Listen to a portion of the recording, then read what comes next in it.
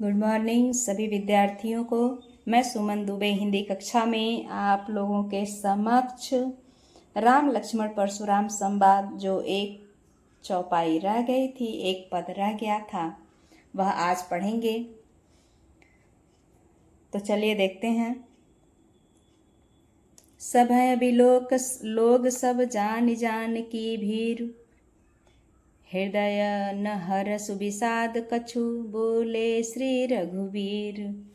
सभय बिलोकी, सभय यानी सबके हृदय में जो भय था वह डर और भय, बिलोकी मतलब देख करके, लोग सब जान, सब लोगों के हृदय को जान करके, जानकी अति भीर, जानकी यहाँ सीता जी को कहा गया है कि जानकी भी अत्यंत डरी हुई हैं। हृदय न हरसु विषाद, हृदय में ना प्रसन्नता है और ना ही दुख है। कुछ बोले श्री रघुवीर, अब यहाँ श्री रघुवीर प्रभु श्री राम जी को कहा गया है कि जब प्रभु श्री राम सभा को देखते हैं कि सभा में सब लोग भयभीत हो गए हैं और सब जान की भीर, सब जानते हुए भी कि सीता जी का हृदय जो है वह क्या है, बिल्कुल डरा हुआ है। हृदय न हरसु, उनके हृदय में ना प्रसन्नता है और ना ही दुख है। कछ बोले रघुवीर, अब यहाँ प्रभु श्री राम बोलते हैं और कहते हैं कि नाथ शंभु धनु भंजनिहारा, हुई है केउ एक दास तुम्हारा। आय सुकाय कहिय किन मोही, सुनि रिसाई बोले मुनि कोही। सेवक सो जो कर सेवकाई, अरि करनी करि अरिय लराई। सुनहु राम जेहि शिव धनु तोरा, सहस बाहु सम सो रिपु मोरा। सो बिल गाई बिहाई समाजा, न तमारे जई हैं सब राजा। सुनि मुनि बचन लखन मुस्काने, बोले परशुधरहि अपमाने।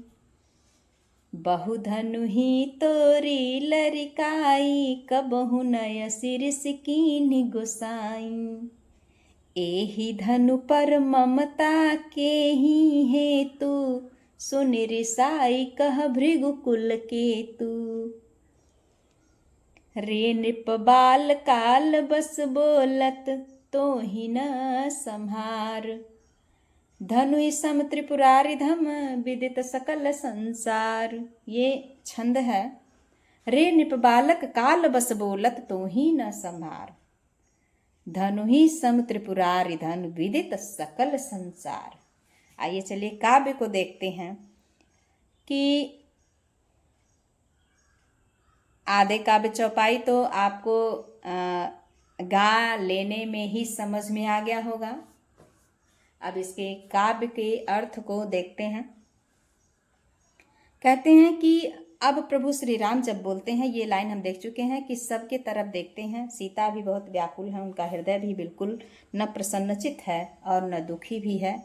सबका हृदय सभा में उपस्थित सब बिल्कुल मौन हैं, डरे हुए हैं। तो नाथ शंभु धनु भंजनिहारा, यहाँ कहते हैं नाथ किसके लिए कहा गया है? यहाँ नाथ परशुराम जी के लिए कहा गया है कि हे नाथ, शंभु धनु, शंभु यानी शिव को कहा गया, धनु यानी धनुष को कहा गया है कि यह जो शिव का धनुष है, भंजनिहारा, भंजनिहारा का अर्थ है कि तोड़ना यानी तोड़ने वाला, जो तोड़ा है। हुई है केउ एक दास तुम्हारा, हे प्रभु वह आपका कोई दास ही होगा, वह तुम्हारा कोई दास ही होगा, ऐसा कहते हैं। कौन कहता है? प्रभु श्री राम जी कहते हैं। फिर कहते हैं आय सुकाह कहिय किन मोही, आपकी आज्ञा क्या है? आए हैं जो आप यहाँ, वह कहिए किस कारण से, किस प्रयोजन से यहाँ पर आए हुए हैं। सुनि रिसाई बोले मुनि कोही, अब यहाँ पर ऐसी बातों को सुन करके जो ऋषि हैं वह क्या हैं? ऋषाई अत्यंत क्रोधित होकर के विश्वामित्र जी को ही यानी क्रोधित होकर के वह बोलते हैं। क्या बोलते हैं? ऐसे वचन को सुन करके वह अत्यंत क्रोधित हो जाते हैं और कहते हैं कि सेवक सो जो कर सेवकाई। यहाँ राम जी पूछते हैं कि आप किस कारण और किस प्रयोजन से यहाँ पर आए हुए हैं, वह बात बताइए। अब ऐसी बात को सुन करके जो परशुराम जी हैं वह अत्यंत क्रोधित हो जाते हैं कि मैं किसी प्रयोजन और किसी कार्य के लिए या किसी का सेवक बन करके मैं यहाँ नहीं आया हूँ। सेवक सो जो कर सेवकाई, जो सेवक होगा वह सेवा करेगा। अरि करनी करी अरिय लड़ाई, यहाँ पर तो जो कार्य किया गया है वह लड़ाई करने यानी युद्ध करने के योग्य कार्य किया गया है।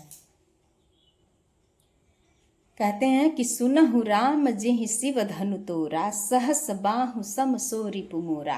कहते हैं हे राम सुनो, जेहि मतलब जिसने शिव के धनुष को तोड़ा है, वह सहस बाहु एक व्यक्ति है, एक राक्षस।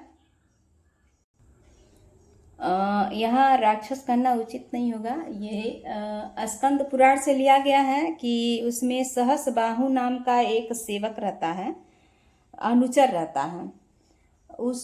वह अत्यंत बलशाली होता है। सहस बाहु मतलब जो 1000 भुजाओं का बल रखने वाला हो, उसे कहा जाता है।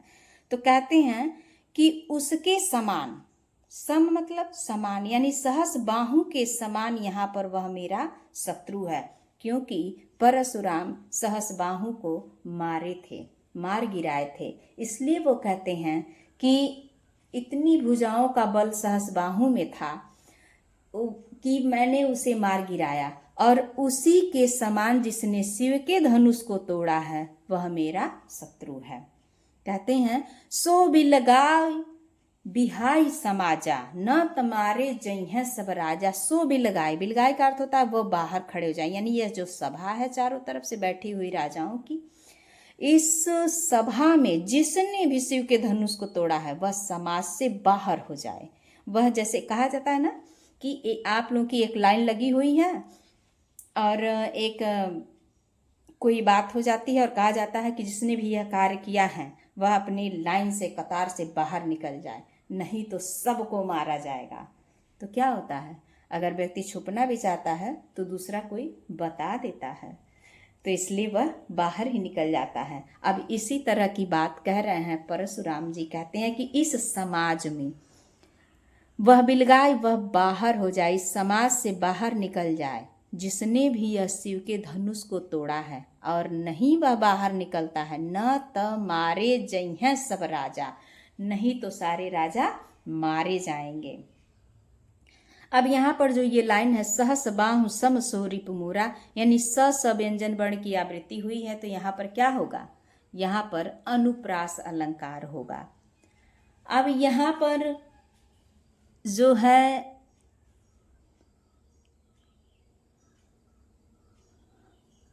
ऐसे पढ़ते चलेंगे तो अलंकार भी आपको क्लियर होते चलेगा। चलिए फिर कहते हैं सुनि मुनि वचन लखन मुस्काने, और ऐसे जैसे ही कहते हैं कि वह समाज से बाहर हो जाए अन्यथा सारे राजा मारे जाएंगे, ऐसा सुन करके लखन यानी लक्ष्मण जी मुस्कुराने लगते हैं। बोले परशु धरहि अपमाने, परशु के तरफ यानी परशुराम के तरफ आप परशु धारण किए हुए हैं, उनके अपमान में मुस्कुरा करके, परशुराम के अपमान में मुस्कुरा करके बोलते हैं। और फिर क्या कहते हैं, बहु धनु ही तोरी लड़िकाई, हे ऋषि मुनि हमने तो बहुत सी धनुहियां लड़िकाई में तोड़ी थी। कह रहे हैं बहुत सी धनु ही यानी धनुष को तोड़ी थी, कब, लड़िकाई में।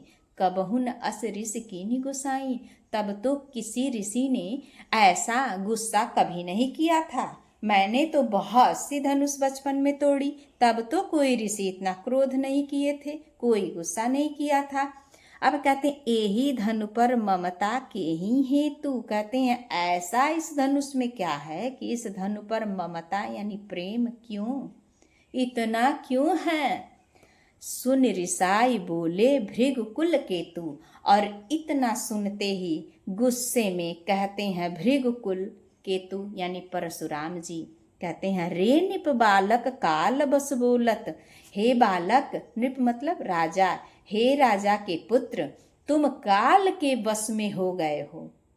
ठीक है, तुम काल के बस में हो जो तुम इतना बोल रहे हो। यानी तुम्हें पता नहीं है कि तुम्हें मृत्यु आने वाली है, तुम मरने वाले हो, इसलिए तुम इतना बोल रहे हो। तू ही न संभार, तुम खुद को संभाल नहीं पा रहे हो। क्यों? क्योंकि तुम काल के बस में हो। जो काल के, एक कहावत नहीं कही गई है चौपाई में, कौन सी कहावत कही जाती है?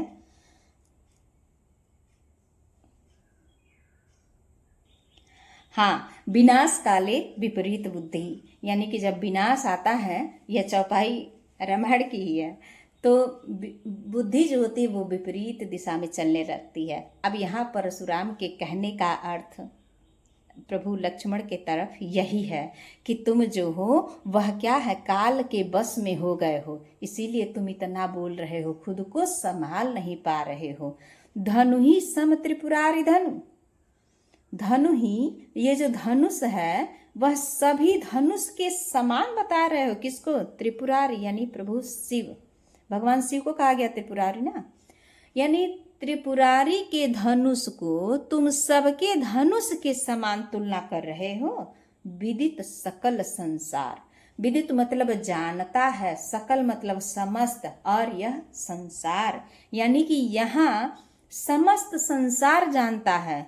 क्या तुम नहीं जानते हो कि यह धनुष किसका है? तुम इस तरह के बोल रहे हो वचन। आपको यह वीडियो कैसी लगी कमेंट करके अवश्य बताइएगा।